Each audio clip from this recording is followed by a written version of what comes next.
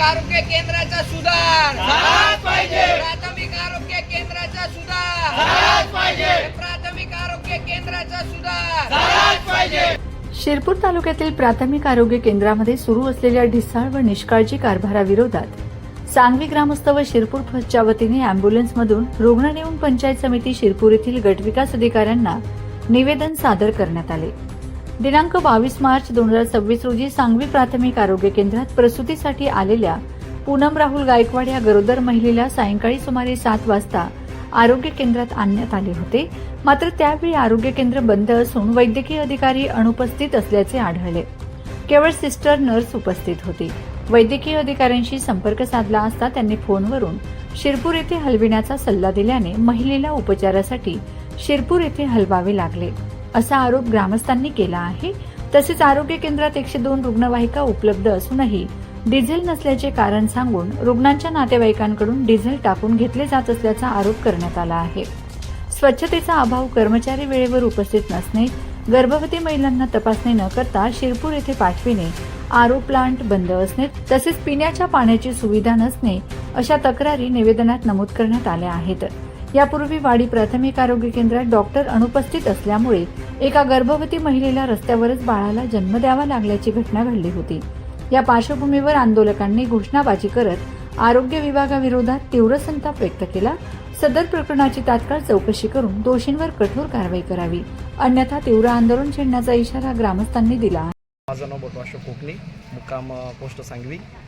आम्ही सांगवीला आमच्या तिथं PSC सेंटर आहे बरोबर. त्या ठिकाणी आम्ही 7 वाजता एका महिलेला मी नेलं होतं डिलिव्हरीसाठी.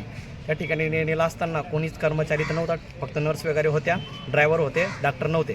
आम्ही डॉक्टरांना तात्काळ फोन केला की डॉक्टर साहेब, इंचार्ज साहेब आहेत होतं तिथं, डॉक्टर साहेब की तुम्ही आता यावेळी कुठं आहात, इथं डिलिव्हरीसाठी आपण पेशंट आणलेला आहे. तर त्या डॉक्टरांनी आम्हाला असं सांगितलं की आम्हाला रिपोर्ट तुम्ही मोबाईलवरती सेंड करा, आम्ही रिपोर्टला बघून आणि सांगतो. कारण की साहेब तिथं असं होतं की नॉर्मल डिलिव्हरी ही नाही केली जात, कारण की रिफर केले जातं. आजपर्यंत आजही रिपोर्ट काढला तिथं जास्त रिपरेशनच सापडेल तुम्हाला, डिलिव्हरी कमी सापडतील. अशी व्यवस्था आमच्या सांगवी रुग्णालयाची आहे. त्याच्यावरती तातडीने दखल घेतली पाहिजे साहेब. त्या ठिकाणी डॉक्टर काही हजरच असतात. आता डॉक्टरांची ड्युटी असते, नाईट डिलिव्हरी सांगून टायमिंगला येत नसते. रात म्हणा, सकाळ म्हणा, केव्हाही डिलिव्हरी होऊ शकते. या टायमाला पण जर डिलिव्हरी पेशंटला सुद्धा जर सुविधा उपलब्ध होत नसेल तर आरोग्य केंद्र असून काहीच फायदा नाही, गरीब लोकांचा काहीच फायदा झालेला नाही साहेब. आता सरकारने, केंद्र सरकारने, राज्य सरकारने इतके मोठे हॉस्पिटल उपलब्ध करून दिलेले आहेत.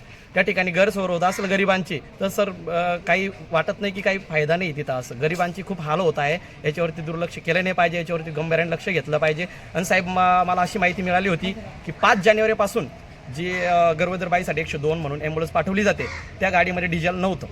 सहसा लाभार्थी डिझेल टाकत आलेला आहे असं आम्हाला माहिती मिळाली आहे. कारण की आम्ही कोणी बी असो, आम्ही जर कॉल टाकला 102ला, मी पण 108ला कॉल टाकला तर सॉरी मी कॉल टाकल्याने कॉल आला पण होता, पण त्या टायमाला गाडीत डिझेल नव्हतं आणि 108ची ॲम्ब्युलन्स 3 तासात येणारी होती बरोबर. तर आम्हाला पेशंटला पहिले तर प्राधान्य द्यावा लागेल, त्यामुळे आम्ही खर्चाने त्या गाडीत डिझेल टाकलं. आम्हीच नव्हे तर बरेचसे लोकांनी डिझेल टाकलेलं आहे अशी आम्हाला माहिती येते समोर.